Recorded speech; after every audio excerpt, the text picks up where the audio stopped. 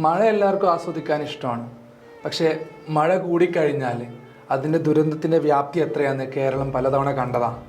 2018 പ്രളയം, അതിനുശേഷമുണ്ടായിട്ടുള്ള ഉരുൾപൊട്ടലുകൾ, ഇപ്പോൾ കവളപ്പാറയിൽ, അതുപോലെ പെട്ടിമുടി, ഒരുപാട് സ്ഥലത്ത് നമ്മൾ കണ്ടതാണ്. ഇപ്പോൾ അവസാനം വയനാട്ടിലും ചൂരൽമലയിൽ. എന്താണ് ഈ ലാൻഡ് സ്ലൈഡ്, അല്ലെങ്കിൽ എങ്ങനെയാണ് ഈ ഉരുൾപൊട്ടൽ ഉണ്ടാകുന്നത്, പ്രളയവും ലാൻഡ് സ്ലൈഡും തമ്മിലുള്ള വ്യത്യാസം എന്താണ്? പല ആൾക്കാർക്ക് അതൊക്കെ ചെറിയ കൺഫ്യൂഷൻ ഉണ്ടാകും. പ്രളയമാണോ സത്യത്തിൽ ലാൻഡ് സ്ലൈഡ് എന്ന് പറയുന്നത്? ഒരിക്കലുമല്ല. ഈ ലാൻഡ് സ്ലൈഡ്, ഉരുൾപൊട്ടൽ എന്ന് പറയുന്ന സംഭവം സാധാരണഗതിയിൽ ഉണ്ടാവുന്നതാണ്. എല്ലാ മലയോര മേഖലയിലും ഇതേ സംഭവം ഉണ്ടാവുന്നു, ഒരുപാട് അരുവികൾ ഒഴുകി പോകുന്നു, ഇങ്ങനെയൊക്കെ ഉണ്ടാവും. പക്ഷേ ഇതൊരു ജനവാസ മേഖലയിലാകുന്ന സമയത്താണ് അതൊരു ദുരന്തമായിട്ട് മാറുന്നത്. ഇതെങ്ങനെയാണ് ഉണ്ടാവുന്നത് വെച്ചാൽ, ഈ ഒരു അരുവി അല്ലെങ്കിൽ ഒരു സ്ട്രീം എന്ന് പറയുന്നത്, ഒരു പുഴ, ഇത് തുടങ്ങുന്നത്, ഉത്ഭവിക്കുന്നത് പർവ്വതങ്ങളിലാണ്, മൗണ്ടൈൻ്റെ മുകളിൽ നിന്നാണ്. അപ്പോൾ പർവ്വതങ്ങൾ, മൗണ്ടെയ്ൻസ് എന്ന് പറയുന്നത് വെള്ളം സ്റ്റോർ ചെയ്ത് വെക്കുന്ന ഒരു സംഭവമാണ്. വെള്ളം അതിനകത്തുണ്ടായിരിക്കും, സ്റ്റോർ ചെയ്ത് വെക്കും. Okay, natural sink of rain water ആണ്, ഗ്രൗണ്ട് വാട്ടർ സ്റ്റോർ ചെയ്ത് വെക്കുക ചെയ്യാം.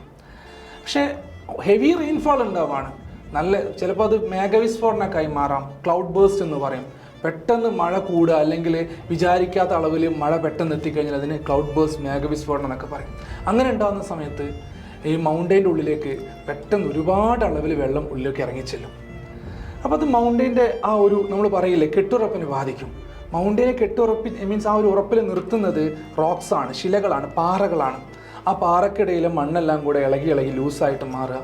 എന്നിട്ട് ആ പാറയും മണ്ണും ചളിയെല്ലാം കൂടെ ഒരുമിച്ച് സ്ലൈഡ് ചെയ്ത് താഴോട്ട് വരുന്നൊരവസ്ഥ വരും. എല്ലാം കൂടെ വരുമ്പം താഴെ താമസക്കാരുണ്ട്, അല്ലെങ്കിൽ ആളുകളുണ്ട്, സ്കൂളുകളുണ്ട്, റോഡുകളുണ്ട്. അതൊന്നും ഈ വരുന്ന ഫോഴ്സിനെ തടഞ്ഞു വെക്കാൻ പാകത്തിലുള്ളതല്ല. ഈവൻ മരങ്ങൾക്ക് പോലും തടഞ്ഞു വെക്കാൻ പറ്റില്ല. എല്ലാം കൂടെ എല്ലാം കൂടെ ഇടിഞ്ഞ് പറയില്ലേ. നമ്മൾ പറയുന്നതിൻ്റെ വ്യാപ്തി മനസ്സിലാക്കണമെങ്കിൽ അതിൻ്റെ ഒരു വീഡിയോ കണ്ടാൽ മതി.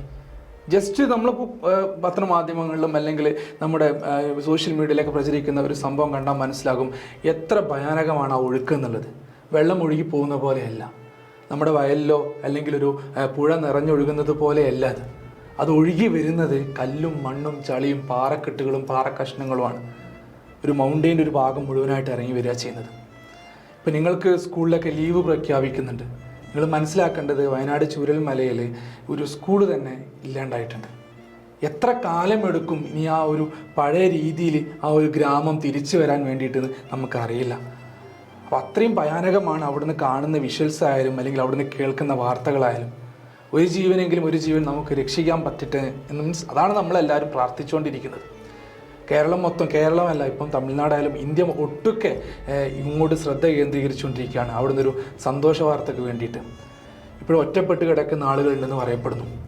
അപ്പോൾ സ്കൂൾ ലീവ് തരുന്ന സമയത്ത് നമ്മൾ സന്തോഷിക്കും. കലക്ടറിൻ്റെ പേജിൽ പോയിട്ട് കലക്ടർ മാമ സ്കൂൾ ലീവ് തരും. ഇത് പറയുന്നത് നമുക്ക് കളിക്കാൻ വേണ്ടി പോകാനോ അല്ലെങ്കിൽ പുറത്തു പോയിട്ട് പുഴയിൽ ചാടാനോ അല്ലെങ്കിൽ അതിന് വേണ്ടിയിട്ടല്ല, വീട്ടിൽ സേഫായിട്ട് ഇരിക്കാൻ വേണ്ടിയിട്ടാണ്. നമ്മളത് ബാധിക്കുന്നില്ല എന്ന് വെച്ച് നമ്മളെപ്പോലുള്ള അനേകായിരം മക്കളെ അത് ബാധിച്ചിട്ടുണ്ട്.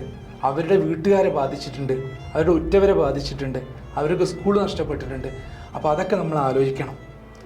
അപ്പോൾ അതുപോലെ തന്നെയാണ് നിങ്ങളുടെ വീടോ അല്ലെങ്കിൽ നിങ്ങളുടെ ഉറ്റവരോ കുടുംബക്കാരോ അല്ലെങ്കിൽ സംതിങ് നെയ്ബേഴ്സോ ആരായാലും ഈ വെള്ളം കയറുന്ന ഭാഗത്തുണ്ടെങ്കിൽ നമ്മൾ എടുക്കേണ്ട കുറച്ച് മുൻകരുതലുകളുണ്ട്. ഒന്നാമത്തെ കാര്യം എന്താണെന്ന് വെച്ചാൽ, വെള്ളം കയറാൻ സാധ്യത ഉണ്ടെങ്കിൽ എത്രയും പെട്ടെന്ന് അവിടുന്ന് മാറി താമസിക്കുക എന്നുള്ളതാണ്. നമുക്ക് വേണ്ടപ്പെട്ട ഡോക്യുമെൻറ്റ്സ്, നമുക്ക് വേണ്ടപ്പെട്ടത് എന്താണോ അത് മാത്രം എടുക്കുക. നമ്മൾ വേണ്ടപ്പെട്ടവരെയും കൂടെ കരുതാം. നമ്മളെ വീട്ടിൽ വളർത്തുമൃഗങ്ങളൊക്കെ ഉണ്ടാവും, അവരെയൊന്നും ഒരിക്കലും കെട്ടിയിട്ടിട്ട് നമ്മൾ പോകരുത്. അവരെല്ലാം നമ്മൾ അയച്ചു വിടണം. നമുക്ക് അവരെ കൂടെ കൊണ്ടുപോകാൻ പറ്റുന്നവരെ കൂടെ കൊണ്ടുപോകും, അല്ലാത്തവരെ നമ്മൾ അയച്ചു വിടണം. എല്ലാവരെ കെട്ടിയിട്ട് കഴിഞ്ഞാൽ വെള്ളം വന്നാൽ അവരായിരിക്കും ആദ്യം ചത്തുപോവുക.